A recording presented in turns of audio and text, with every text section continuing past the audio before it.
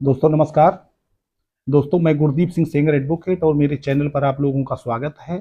दोस्तों आज का विषय है कि अगर उत्तर प्रदेश में आपने किसी अनुसूचित जाति के व्यक्ति की कोई जमीन खरीदी है और जिलाधिकारी से उसका कोई परमिशन नहीं करवाया गया है, उस व्यक्ति द्वारा जो अनुसूचित जाति का सदस्य है और उसकी जमीन कृषि योग्य भूमि है, एग्रीकल्चरल लैंड है।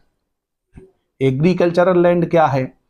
उस अनुसूचित जाति के व्यक्ति के नाम अगर खतौनी निकलती है, राजस्व अभिलेखों में उसका नाम दर्ज है और उसमें लिखा हुआ है कि संक्रमणीय भूमिधर, ऐसा व्यक्ति जो संक्रमणीय भूमिधर के रूप में है और उसकी, चूंकि संक्रमणीय भूमिधर व्यक्ति को राइट्स होते हैं कि वो उस जमीन को बेच सकता है, माने ट्रांसफरेबल राइट होते हैं, बेचने का अधिकार होता है।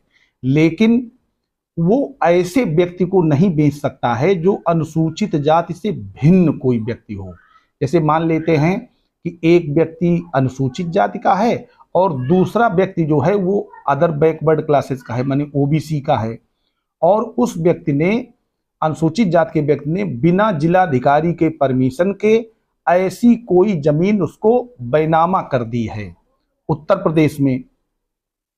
तो दोस्तों जैसे ही आपकी वो रजिस्ट्री किसी शिकायत के अंतर्गत जिलाधिकारी के पास पहुंचती है तो आपकी उस जमीन को ना तो वो अनुसूचित जाति के व्यक्ति को मिलेगी और ना ही आपको मिलेगी, उसको राज्य सरकार में निहित कर दिया जाएगा।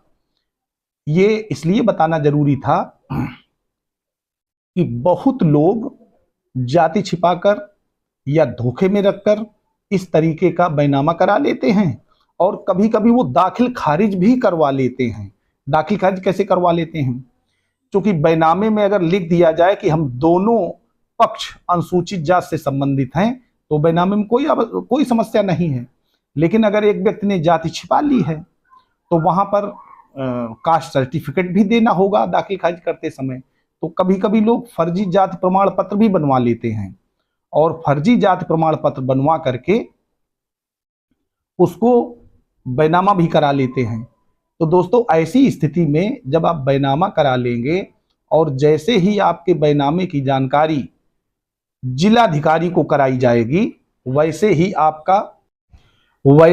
आपका जो विक्रय पत्र है, जो बैनामा है, वो राज्य सरकार में निहित कर दिया जाएगा।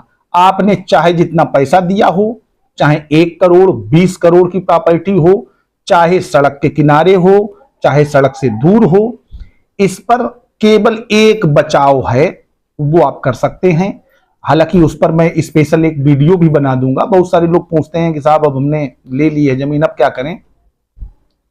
अगर ऐसी लैंड लेकर के, वैसे नियम यह है कि अगर आपने कोई शेड्यूल्ड कास्ट के व्यक्ति से उत्तर प्रदेश में कोई जमीन परचेज की है और उसका उद्देश्य आवासीय गतिविधियां करना है, माने अगर वो आवासीय थी तब तो कोई समस्या नहीं, परमिशन ही नहीं लेनी है। लेकिन अगर वो आवासीय नहीं थी, एग्रीकल्चरल लैंड थी और आपने उसको लेकर के वहां पर कोई मकान बना दिया है और आप वहां रहने लगे हैं, तो शिकायत होने के बाद भी अगर जमीन राज्य सरकार में निहित हो जाती है तो आपका मकान आपका ही रहेगा, वो मकान कहीं नहीं जाएगा।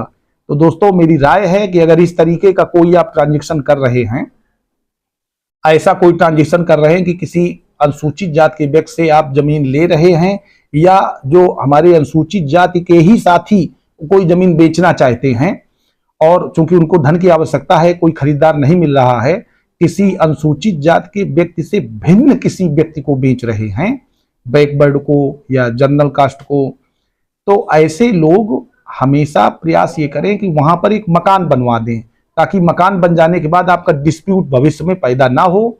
आपकी जमीन राज्य सरकार में भी निहित हो जाती है तो मकान कहीं नहीं जाएगा। दोस्तों अगर वीडियो अच्छा लगा हो तो इसको लाइक कर दें और अपने दोस्तों को अधिक से अधिक शेयर करें ताकि ये जानकारी आम जनता तक पहुंचे। बहुत सारे लोग SC ST समुदाय के लोगों की जमीनें खरीदते हैं और उद्देश्य ये होता है कि वो प्रॉपर्टी बना रहे हैं, लेकिन उनकी ऐसी प्रॉपर्टी शून्य प्रभावी हो जाती है तो दोस्तों, अगर आप हमसे कभी संपर्क करना चाहते हैं, बात करना चाहते हैं, तो मेरे हर वीडियो के डिस्क्रिप्शन में कॉल मी फॉर ऐप का विवरण दिया हुआ है। उस ऐप को आप अपने मोबाइल में डाउनलोड करें और डाउनलोड करके उसमें कुछ पैसे ऐड करें, और ऐड करने के बाद आप हमसे हमारी आईडी पर बात कर सकते हैं उचित सलाह मशवरा लेने के लिए। मेरी कोई फीस नहीं है, मैं लोगों को निःशुल्क राय देता हूं। केवल आपको खर्च इतना करना है कि कॉल मी फॉर ऐप पर जो 20 रुपए मिनट का चार्ज है, उस पर आप बात कर सकते हैं। धन्यवाद।